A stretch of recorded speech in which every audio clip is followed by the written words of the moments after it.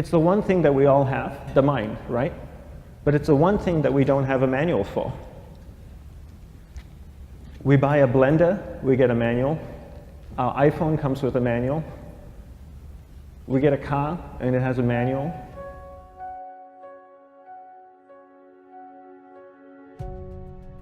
Nobody teaches you how to use the mind. There's no manual for the mind. So this, I think, is one of the most essential things in making progress in our life, is really understanding how our mind works. It's the one thing that we have to live with 24 hours a day, 7 days a week.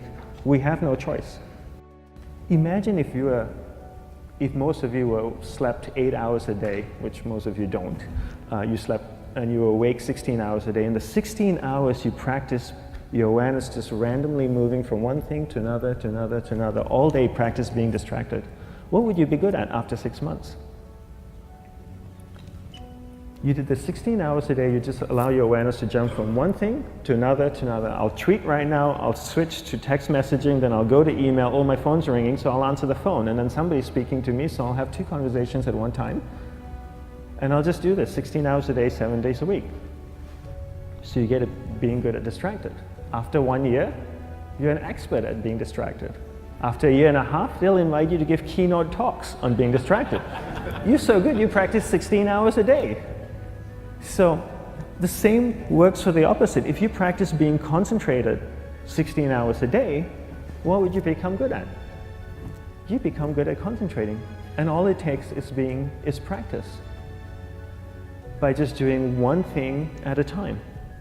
Keeping your awareness on one thing at a time. And you integrate this into everything that you do in your life.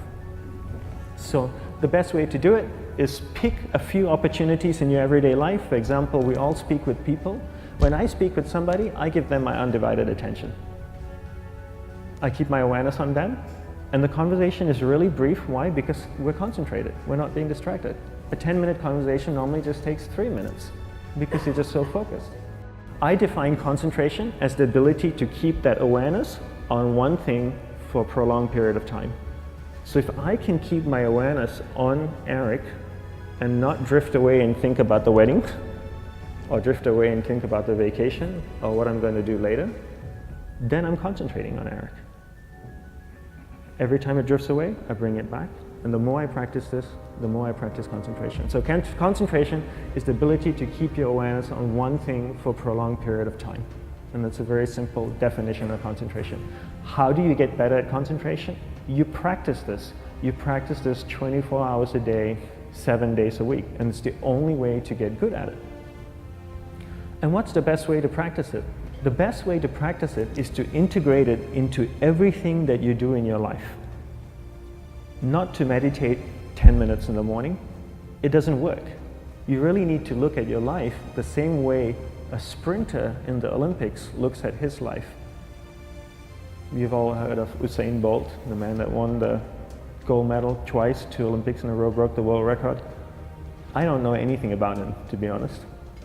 But if I was looked at him, he obviously sprints, he practices running, probably does a lot of long distance, he probably does a lot of stretching as well, I'm sure he gets massages. He looks like he eats the right kind of food. Drinks the right amount of water, takes vitamins. His whole day is so disciplined. For what? To prepare him for 9.57 seconds. I think that's what the world record is, right? For 100 meters, 9.5 or 9.57 seconds. His whole day is preparing him for that short time, not the other way around. A lot of people say, you know what, I need to be more concentrated. So you know what, I'm going to meditate in the morning, I'll sit down for 2 minutes. Okay, now I'm Zen master. And the remaining 23 hours and 58 minutes, they just go about being ordinary and crazy. How does that work? How would you change? It's not balanced at all. So if for 23 hours and 58 minutes you were not being concentrated, you allowed your awareness to jump from one thing in your mind to another thing, to another thing, to another thing, to another thing, in an uncontrolled way, what would you be good at? And out of a prolonged concentration comes the wonderful power of observation. You just become more observant, and when you become more observant, you see solutions quicker and you solve things quicker. And it's a wonderful, powerful feeling when somebody is concentrated on you and not being distracted. So the best way is to integrate it into your everyday life. You're speaking with your spouse, give her or give him your undivided attention. So develop your awareness, integrate it into everything that you do in your life. And that's the best way you become good at. The next thing we need to develop is develop your will. Will is really important. Will is almost like a muscle in your mind, and you use that to pull and control your awareness and take it from one area of the mind to another. And the will needs to be developed, and same like concentration, if you don't cultivate the will, it doesn't grow. And this is something that really needs to be cultivated. How do you develop the will? There's 3 very simple ways to develop the will. One is you finish what you begin. 2 is you finish it well beyond your expectation, no matter how long it takes. 3 is you do a little bit more than you think you can do. All of those things require effort, and effort is will. It's so much easier to start a project than to finish a project, right? When you start a project, you're feeling creative, you're feeling inspired, you're full of energy. At the end of the project, you go, whose idea was this? So it requires tremendous amount of will to finish, and every time you complete something, you develop a little bit more will, and you have that muscle. And will is an amazing thing to develop, because once you develop will, that same will you can use in every aspect of your life to keep your awareness on one thing at a time, to finish projects, to see things through to the end, anything you want. The best way to develop will, bring it into your everyday life, into everything that you do.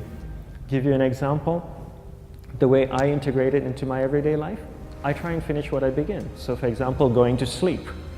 I sleep every night, so I put on my pajamas, I floss, I brush my teeth, I go to bed, I sleep, I wake up in the morning, I make the bed. Why? Because I'm finishing what I start.